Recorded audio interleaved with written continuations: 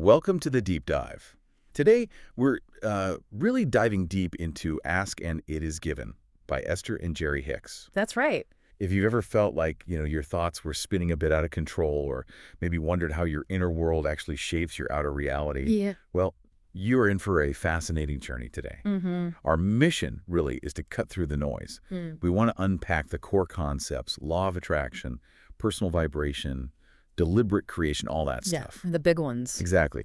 We want to pull out the most potent nuggets of wisdom from the book so you get like a shortcut to understanding these pretty powerful ideas without getting totally overloaded. And we're going to explore how your internal state profoundly influences your external reality. This isn't just theory, right? Right. We'll focus on practical insights you can actually apply in your own life.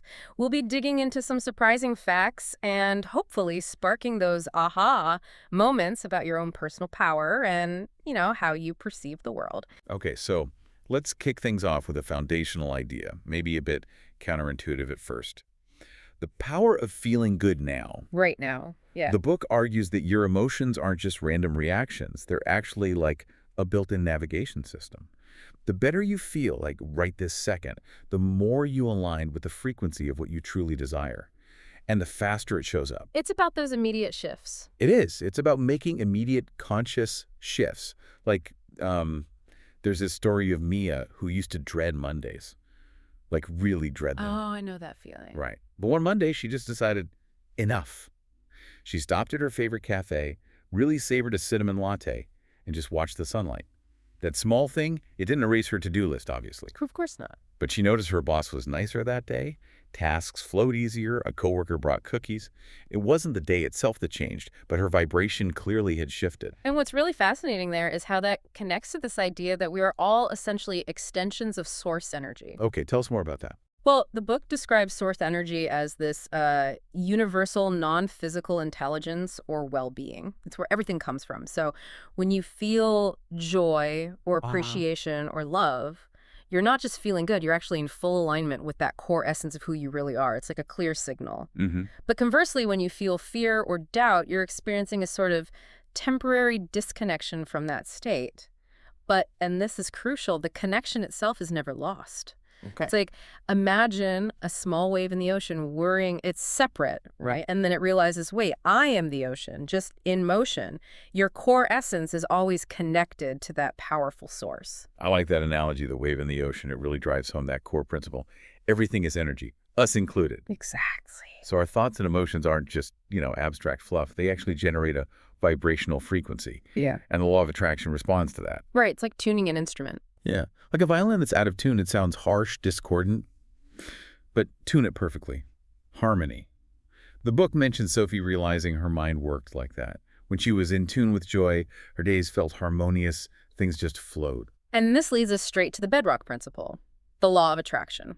Simply put, the book clarifies it as like attracts like. A classic definition. Pretty much. Whatever vibration you're putting out through thoughts, feelings, beliefs, the universe matches it with similar experiences. It's fundamental, like gravity. You just can't attract abundance while you're constantly focused on lack, right? Makes sense. Or, invite real love if you're stuck in resentment or believing all the good ones are taken. Think about Mark. He used to complain about bills all the time, always stressed. Then he started a small gratitude journal. Tiny things, free coffee, a smile. Within weeks, an unexpected refund check showed up. Then, out of the blue, a freelance gig that was perfect for him. His focus shifted his vibration, and life responded. Simple as that, really. Mark's story really hits home how life mirrors our energy back to us. And it highlights what the book calls a vibrational set point. Yes, the set point. Which is basically your usual emotional frequency, like your default mood. Yeah. But the empowering part is you can actually raise it gradually by consciously choosing slightly better feeling thoughts each day. Just slightly better, that's key. Exactly. Like Josh, who was pessimistic for years, he committed to finding just one good thing each day, however small. It wasn't overnight, but over months. His default mood genuinely shifted from gloomy to optimistic. His set point rose, not dramatically, but through those small, consistent choices. Okay, shifting gears a bit, let's talk about this incredible guidance system we all have, our emotions. The inner GPS. Exactly. The book really hammers home that emotions are precise indicators, not punishments. And this concept of the emotional guidance system is so illuminating. Positive emotions, joy, eagerness, they signal alignment. They're saying, yep, you're on track. And the negative ones. Negative ones indicate a mismatch. A gentle nudge, really, that you're a bit off course from what you want. Like Alex driving to the beach, his GPS says recalculating. He doesn't yell at the GPS, right? Hopefully not. He just adjusts his route. He realized negative emotions are like that internal GPS, just gently nudging him toward better feeling thoughts, no judgment involved. That GPS analogy is so helpful. It reframes those bad feelings completely. It really shows the hidden value behind your emotions, even the uncomfortable ones. Absolutely. This material stresses they aren't obstacles. They're signals showing us what matters, and by contrast, where we really want to go. Without them, how would we get clarity? You wouldn't. Think about Lily's story. Her bakery failed, she was crushed. Totally understandable. Devastating. Yeah. But in that pain, clarity emerged. Her real joy was teaching baking, not running the shop with all its demands. That pivot only happened because she first felt the discomfort of misalignment. Which brings up the question, what's the actual value of contrast? Why do we have unwanted experiences? Good question. Well, the sources say they're crucial because they sharpen our desires.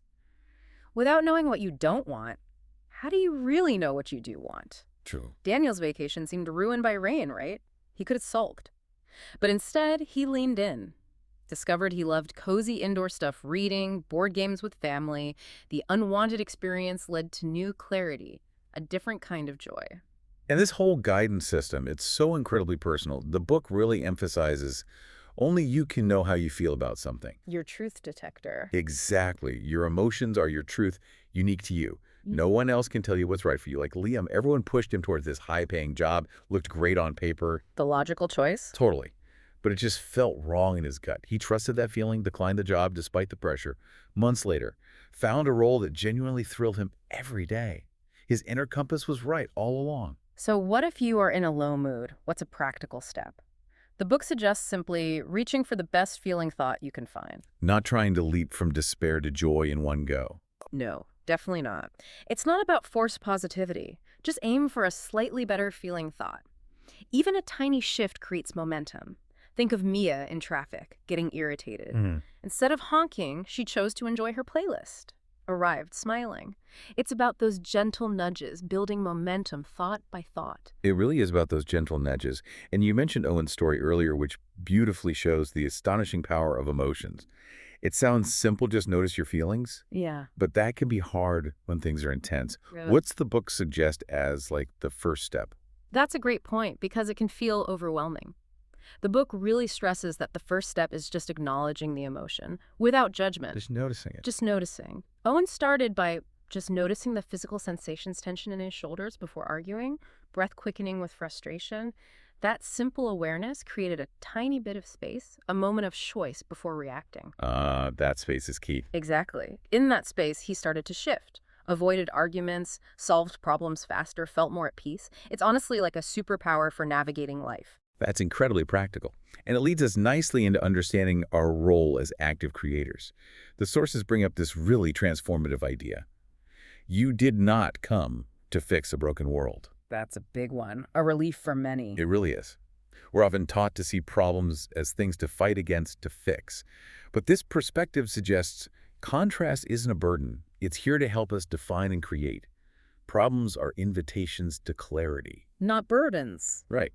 Like Jonah, who hated the noisy market near him, wished everyone would just quiet down. Understandable. But his grandmother helped him see, without noise, how do you appreciate silence? Without chaos, what does peace even mean? Next time, the market sounds weren't a burden, they were the pulse of life. Alive, not broken. And connecting that to the bigger picture, it really highlights the truth that you are here to create the world around you that you choose. It's about focus, then. Absolutely. Your experience is shaped by where you put your focus. Dwell on problems, you keep them energetically alive. Focus on solutions, on desired outcomes, you actively build that new reality. Like Emma with her dingy apartment. Yeah, exactly. She didn't complain. She focused on what she could create. Bright curtains, inspiring photos, fresh flowers. Her friends started saying how amazing her place felt. She didn't just decorate, she transformed her world with deliberate focus. And what's really interesting is how this applies to how we see others. Yeah. It leads to this freeing idea. Every point of view is right. from its own perspective. That takes the pressure off, doesn't it? Totally. It frees us from needing to argue or convert people. Think of the two artists painting the same mountain, one at sunrise, one at moonlight, arguing which was right. Until the child pointed out the obvious. Right. It's the same mountain, just different times. Both were right from their perspective. It's about acceptance, not needing to win the argument. Which brings us neatly to the creative process step by step. The sources lay it out very clearly. 1, you ask often just through contrast, clarifying what you don't want. Okay. 2, source answers immediately, always. Always. Always. And 3, you allow it by aligning emotionally. And that's where most people get stuck, right? Step 3, doubt resistance. Yeah, the allowing part. Nina's tomato seed story is perfect here. She planted them, trusted the process, watered them, and then just let them grow. Didn't dig them up daily, checking progress. She knew desires work the same way. Plant, tend, allow. The tomato seed analogy really simplifies it and leads right into the art of allowing. It's all about releasing resistance, trusting the universe to handle the how. Relaxing into alignment instead of forcing things. Exactly. Like Sam, obsessed with getting that promotion, fretting constantly. Stay there. Right. Then one weekend, totally exhausted, he just let go, enjoyed his time off, stopped worrying. Monday morning, boom, offer lands in his lap. He created the space, the allowance, by easing up. So how do you actually practice this art of allowing day to day? The advice is super practical. Good. Focus on what feels genuinely good. Appreciate what's already working, deeply appreciate it, and consciously shift attention away from what doesn't feel good. Let joy be your filter, basically. Let joy be your filter. I like that. Paula started writing 5 things she appreciated each morning. Small stuff. Over time. More patience, fewer family conflicts, opportunities just started appearing.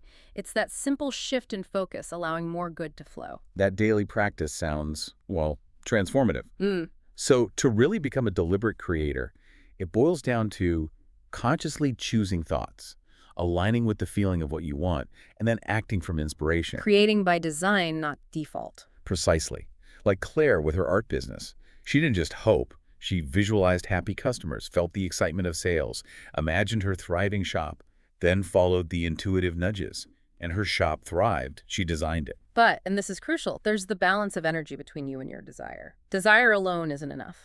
Okay. What needs to balance? Your deeply held beliefs have to match the desire. If you want abundance, but deep down believe money is scarce or it's hard work, that's an energetic mismatch. Resistance. Got it. Maria wanted love but believed all the good ones are taken, or she was too old. That belief blocked things. Only when she genuinely challenged it, opened up to possibility, did she meet someone amazing. Beliefs are so powerful, aren't they? And then there's this concept that your grid is filling in. What does that mean? It's a great metaphor. The book explains that before things show up physically, they start as an energetic grid or blueprint. Invisible first. Exactly. Woven from your consistent, aligned thoughts and feelings, you're building the energetic framework first. Like Ben dreaming of Italy. He didn't just wish. He researched towns, learned phrases, vividly imagined being there. Filling in the grid. You got it. Months later, unexpected job transfer. Italy becomes reality. His vibrational grid was complete. Wow. Okay, one last thing here. The different degrees of allowing. Yeah. It's not all or nothing. Right, it's not a switch. You might find it easy to allow, say, a good parking spot, but harder to allow abundance. That's normal. So what do you do? Notice where resistance is low. Where do you allow easily? Build from there. Eva easily manifested parking spots, but struggled with money. She consciously applied that same feeling, that relaxed expectation she had about parking to her finances. Started noticing small windfalls, little opportunities. It's about recognizing your own patterns of allowing and then expanding that feeling of ease. That makes so much sense. Okay, as we bring this deep dive to a close, let's remember that powerful message. You are in the perfect place right now. Such an important reminder. Wherever you are, whatever's happening, it's the perfect starting point. Nothing's wrong. Everything's unfolding, clarifying your desires, like Kayla at the trailhead, impatient to reach the summit. Her guide reminded her, the view's beautiful from here too, and every step is part of the story. Life's like that. Every moment counts. Absolutely. So as you reflect on all this, maybe consider this final thought. If your emotions truly are your most reliable guidance tool, your personal GPS, what small intentional shift in feeling could you make right now? Just a little nudge towards your deepest desires.